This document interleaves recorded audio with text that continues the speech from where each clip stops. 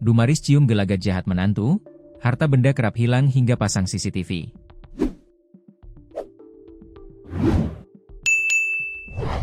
Sebelum tewas dibunuh menantu dan rekan-rekannya, Dumaris Isnisitio, 60, sempat mencium gelagat jahat dari sang menantu. Hal tersebut lantaran harta benda yang ada di rumahnya kerap hilang. Ada dugaan pelakunya adalah sang menantu. Atas dasar tersebut pula, nenek Dumaris akhirnya memasang CCTV untuk mencari tahu siapa pelaku sebenarnya.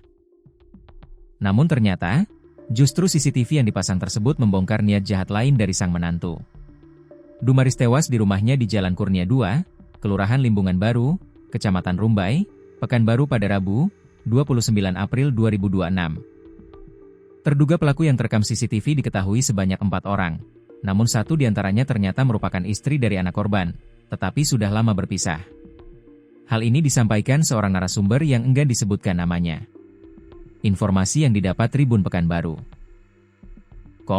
Sebelumnya anak korban yang merupakan anak berkebutuhan khusus, ABK, dinikahkan dengan seorang wanita dari kampung. Tapi beberapa bulan berselang, wanita yang baru dinikahkan tersebut kabur. Setelah kabur, istrinya itu ternyata masih di Pekanbaru, ujarnya. Sejak itu, beberapa kali harta benda di rumah tersebut kerap hilang, ada dugaan menantu korban kerap datang saat rumah kosong. Jadi suka hilang barang-barang, makanya dipasang CCTV di rumah itu, katanya, Jumat, 1 Mei 2026. Kini, rekaman CCTV yang memperlihatkan aksi sadis pelaku sudah beredar luas. Diberitakan sebelumnya, korban ditemukan tewas mengenaskan di dalam rumahnya di Jalan Kurnia 2, Kelurahan Limbungan Baru, Kecamatan Rumbai, Rabu, 29 April 2026. Para pelaku terindikasi berjumlah 4 orang.